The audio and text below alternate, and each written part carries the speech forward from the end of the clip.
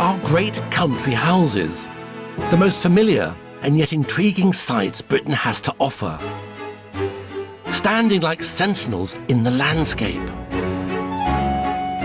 Hundreds of thousands of us visit them every year, but not all are open to the public.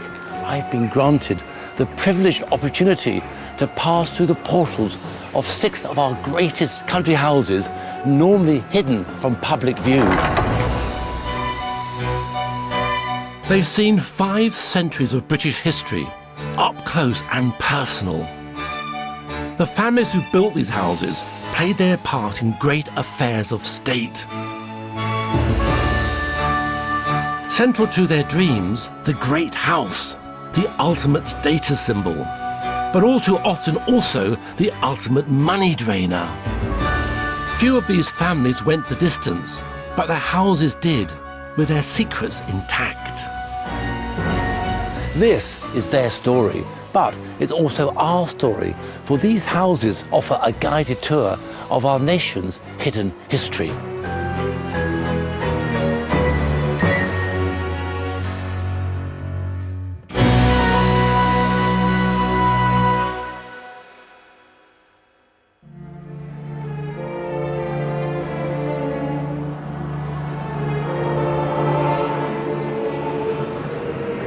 I'm on my way to see one of the largest privately owned country houses in Europe.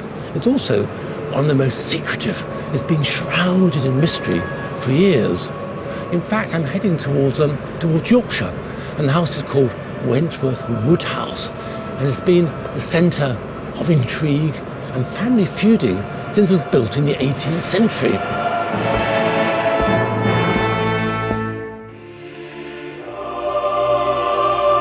But this is more than a story of a family or a building. It's a story of the time in the 18th century when the country house became a vital cog in the machinery of power.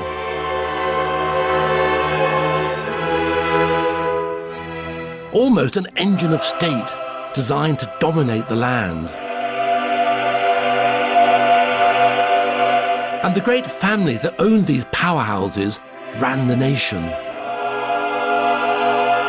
Wentworth Woodhouse would play a vital role in a struggle between 2 competing parties, 2 royal families, indeed 2 ideas of just what it meant to be British.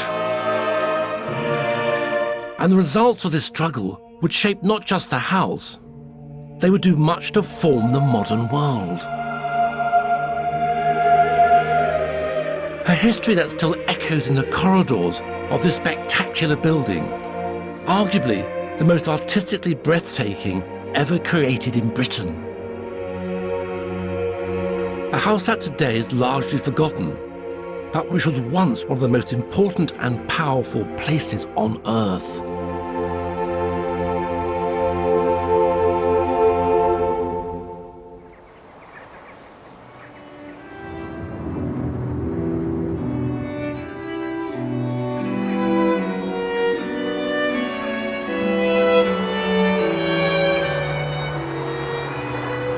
Now, visitors to Wentworth Woodhouse will often take this to be the main house. But in fact, Wentworth Woodhouse is so big, the family that made it so wealthy, that this is just a stable block.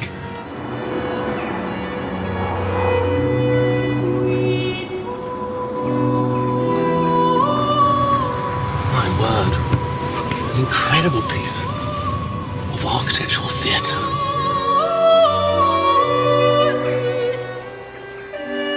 Just about the biggest classical country house in Britain. Debated to a degree. I mean, so large is this building, so surrounded by myth, that it's uncharted territory, even its actual size no one agrees upon.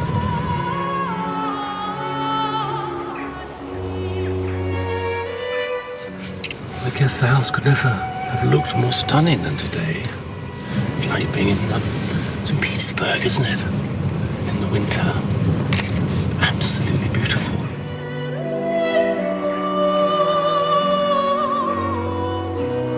Wentworth Woodhouse once sat in the centre of a 19,000-acre estate.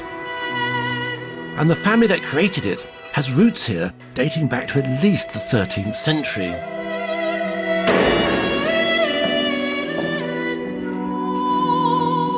The house was built largely between 1724 and 1750. The public has never been allowed inside to witness its palatial grandeur. Most visible in the room I'm heading to now, the very heart of Wentworth Woodhouse.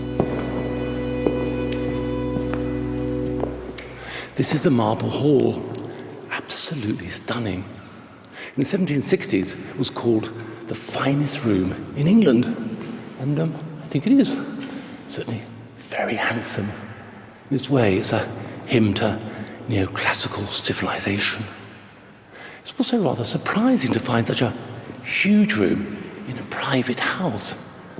It measures 60 foot square and rises 40 feet, so very precise cubic proportion. It feels very sculptural. It feels rather like an outside space. I mean, it's the heart of the home, but it's like a square, like a piazza. Strange. And of course, for that reason, one can understand why naughty children used to roller skate across the marble floor. And also, it was in this room in 1912 that Anna Pavlova danced for George V and Queen Mary. What an appropriate event for such a glorious and ostentatious space. For 2 centuries, Wentworth Woodhouse hosted many such royal visits. Some drew immense crowds of over 20,000 people. But the gods that raised the family high were ultimately against them. And in the 20th century, their glittering life here came to an end.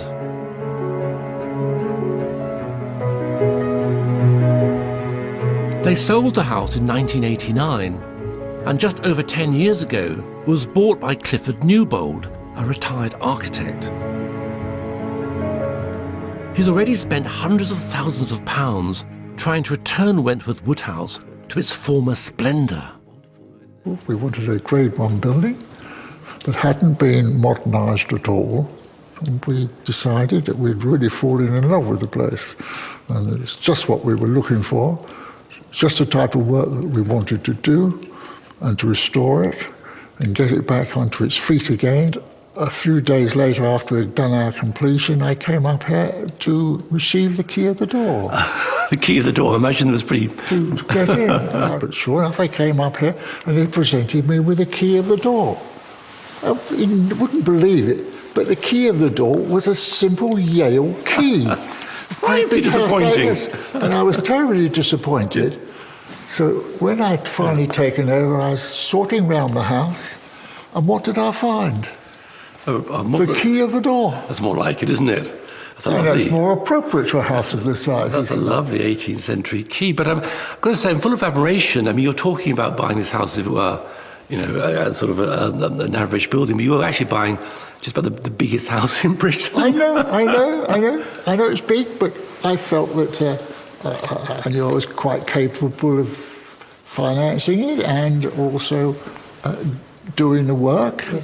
Shall we start down? The Newbolds are living in one small section of the house while they restore the rest.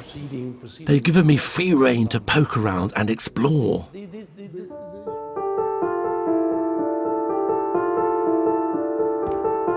Because of Wentworth Woodhouse's sheer scale, it really does take time to get to know.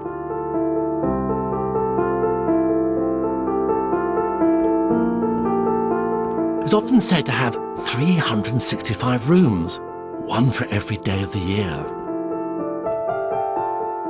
The actual number is closer to 305, but so large is the place, no one can seem to agree on the exact figure. In the past, some rooms had remarkably specialised functions. One was devoted solely to the preparation of candles, another to the family barber. Linking them were vast stretches of corridor.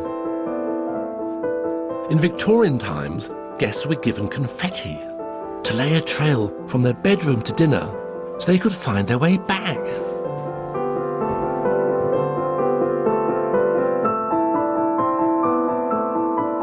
Photographs from Country Life magazine in 1906 show the house in its full splendour, when its epic scale seemed still to have a purpose.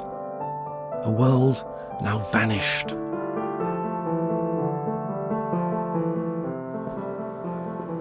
This part of the house is extraordinary. Echoing rooms, emptiness, none of the grand furniture you might expect to find in a house of this palatial architectural quality.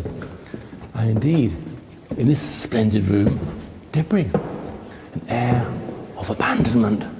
A house lost in time in a way, uncanny, otherworldly. Wentworth Woodhouse has struggled to find a role in the modern world, in part because of its enormous size, well over 100,000 square feet. Which leads you to ask just what inflated ambitions produced it in the first place. The story begins with one of the bitterest family feuds the country has ever seen. Because the house wouldn't exist without a fateful decision taken by one man. William Wentworth, the second Earl of Strafford, commemorated here alongside his wife in the village church. Strafford owned the Wentworth estate, but in 1695 he died childless, and in an astonishing act for the time, reported even to have shocked the king, he disinherited his eldest male heir.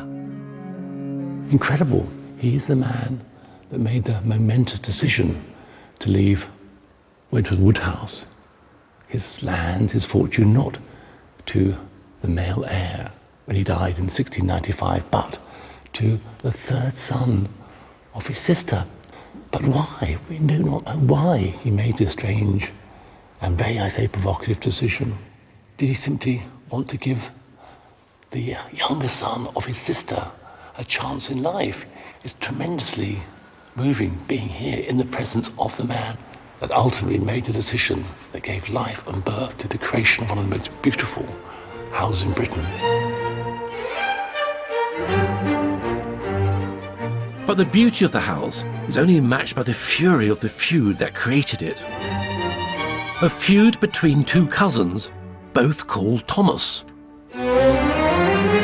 On the one hand, the hot-tempered Thomas Wentworth, also known as Lord Raby, a diplomat and army officer outraged by his lost inheritance. On the other, one of the luckiest men in the country, Thomas Watson, who was gifted this enormous estate. The historian Patrick Ayres has studied the feud's every twist and turn. Can you tell me about the family feud that resulted from the disputed inheritance over Wentworth Woodhouse? Yes, that ran and ran for half a century, this feud, and it outraged Thomas Wentworth, and he was apoplectic about it for the rest of his life. A bitterness. I mean, it becomes extreme. Is it true that Lord Raby called the Wentworth family vermin? Indeed, he instructed his agent to use code names, and he said that the principal will be known as vermin. And of course what's fascinating is that this rivalry becomes expressed dramatically through architecture. Absolutely. In fact, I mean, the great inheritance of this rivalry is the fact that South Yorkshire is awash with these two estates with fantastic architecture, monuments and landscape gardening. One vying with the other. Absolutely. Although Wentworth Woodhouse is the most spectacular product of this rivalry, it began 5 miles away, here at Stainborough. When Lord Raby bought this Yorkshire estate, he was plotting revenge. Livid not just about losing Wentworth, but also that his cousins seemed to be stealing the family name. Plain old Thomas Watson had taken to calling himself Watson Wentworth. In retaliation, Raby changed the name of the existing house here from Stainborough to Wentworth Castle. And then he started secretly to buy up land neighbouring the Wentworth Woodhouse estate. This was turf war. If he couldn't inherit Wentworth Woodhouse, he was